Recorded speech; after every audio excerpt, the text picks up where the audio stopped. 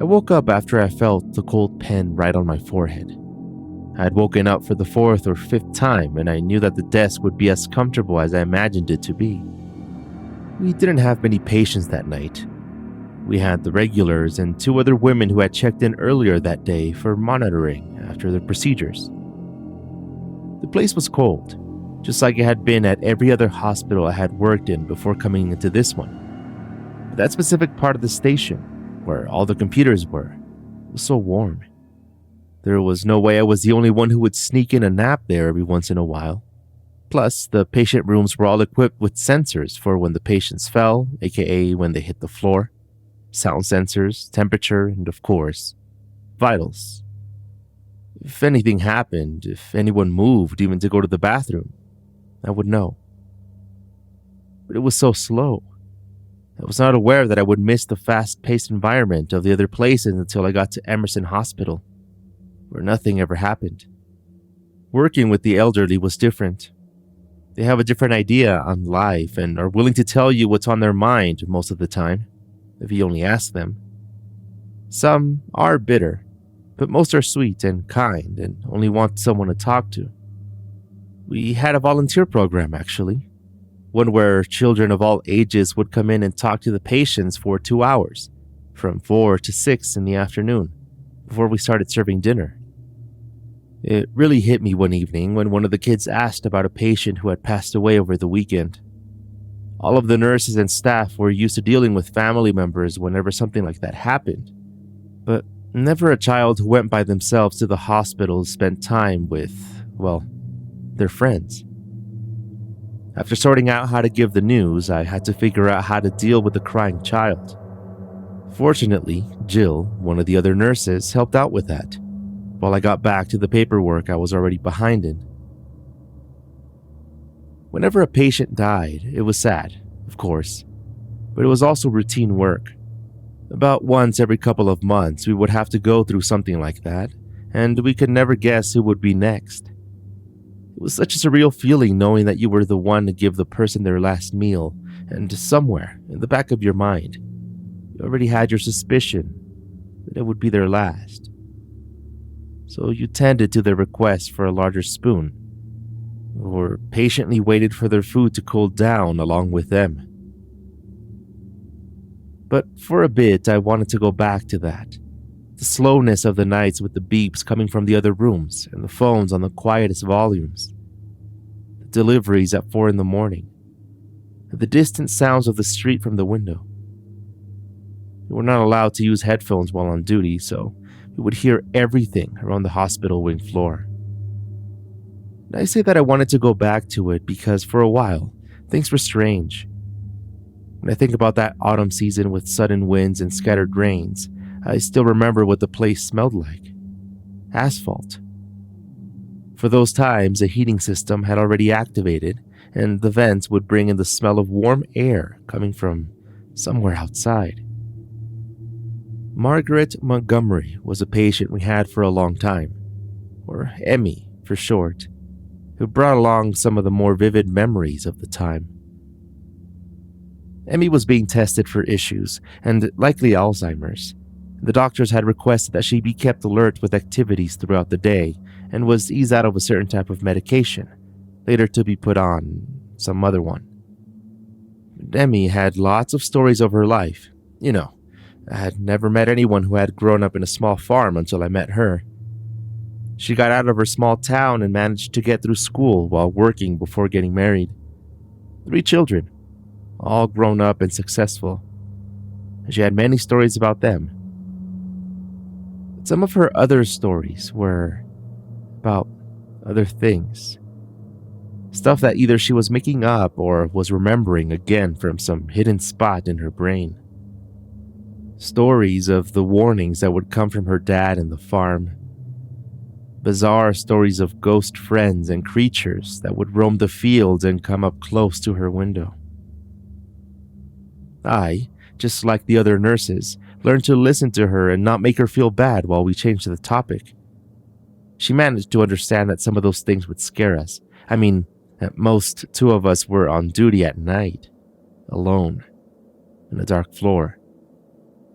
I had gotten there to start my shift a bit earlier than usual, at around 9 at night, when Emmy was still awake with her reading light when she saw me come in and called me over to her room. I told her that I would be right there. I just had to sign in and do a couple of things. But about 10 minutes after that, I was there and standing right next to her as she started with a sentence that sent chills down my back. "Honey, I don't mean to scare you," she said, "but there's someone in this room right now. And unlike what you're expecting to hear, I know that there was someone there." I turned around slowly, the shadow of the reading light covering half of the room by this point. The back corner where the chair was, by another small table with a room for a couple of magazines. Standing right by the chair, by the curtain, was a small figure. Dark, completely dark, and with no distinguishable features. Immediately, I reached over to the light switch by the door frame and flicked it on. I didn't even get to turn around before Emmy was telling me that the child had left.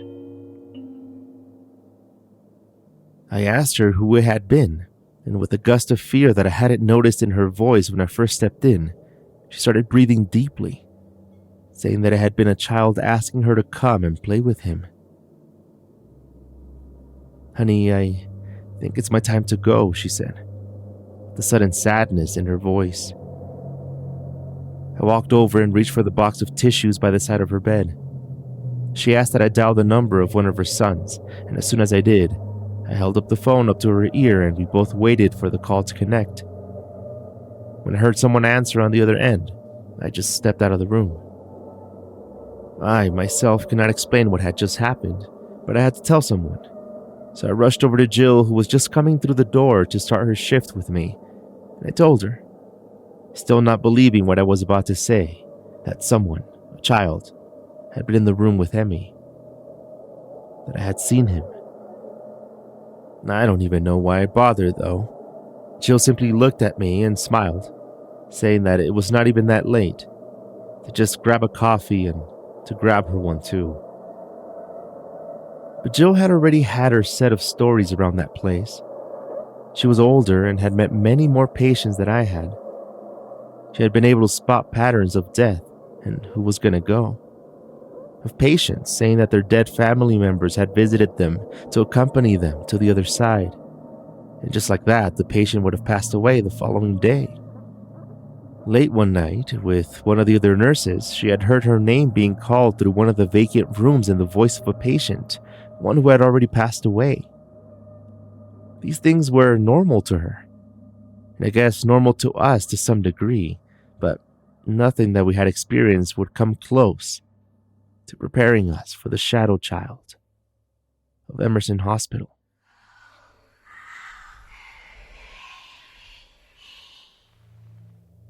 For 2 nights, Emmy would scream at random times at night, claiming to have seen the figure of a child in the corner of her room, asking her to go play with him. Soon, word spread of the shadow child around the hospital, and it really took off after one of the other patients called the nurse's station to come and get, and this is how he said it, "This annoying kid out of here." Within 2 days, Mr. Sandoval was dead.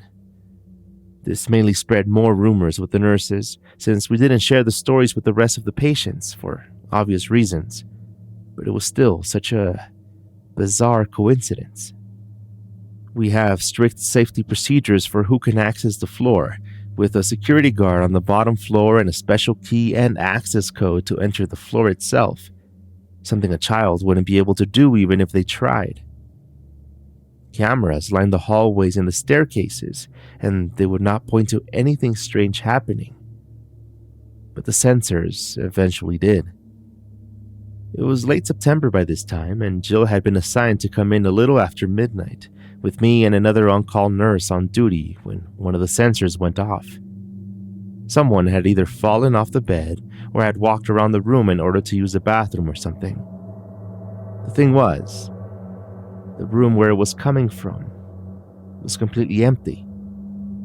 Now, these patients are known to wander around sometimes, So it was not exactly a crazy idea that someone might have wandered into room 328. The lights were off. I could see the room and its window from my desk. Still, I walked over to the room, more curious than afraid, and was about to open the door when I saw it. Through the window, the dim lights from the outside that were lighting up the room went completely dark, as if someone was blocking the small window itself. I grabbed the doorknob and twisted it, pushed that door open, and then waited. The lights from the hallway were already on, and I could see that no one else was in there. Still, I reached in, flicked on the light, and stepped back into the hallway.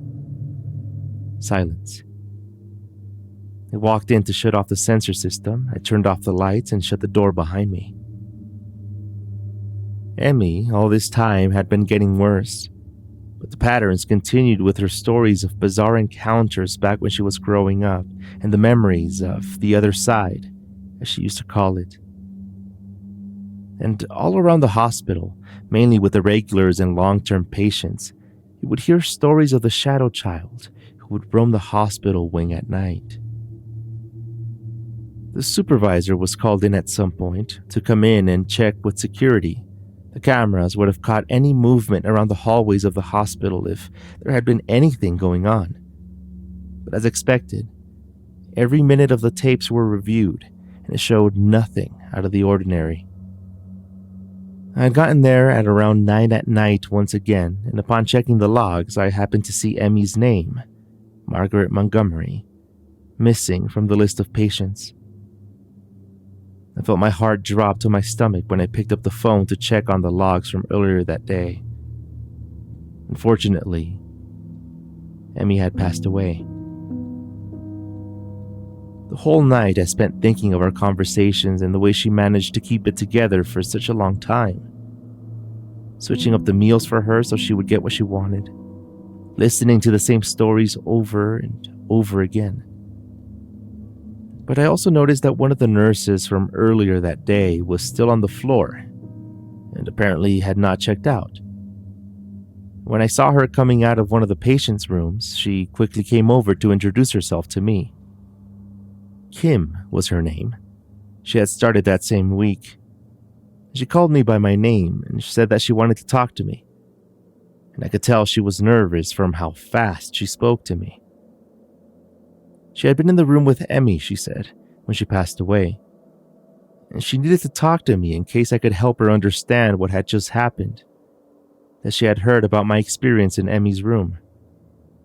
She had come in right before dinner time while the kids from the program were still there, and one of them had been in the room with Emmy keeping her company. Emmy started to have trouble breathing at that moment, and Kim was quick to call one of the other nurses to come into the room. While Kim was trying to stabilize Emmy, she let the other nurse know about the kid and instructed her to get him out of the room for a few minutes while they helped Emmy. The other nurse gave Kim a confused look and rushed out to get a different kit that she needed. Kim could see the child in the chair, looking peacefully down at the bedside table, smiling to himself. Desperate, Kim ignored him and adjusted Emmy on her side while she set off the code to set up a machine to help her breathe. She could hear behind her the kid talking to himself, but she ignored him. She looked at Emmy's eyes become still and relaxed. In anger, Kim turned around and asked the kid to leave, but instead, he turned to look at her right in the eyes, with the look she described as something she had never experienced before. And then she watched his lips move as he said,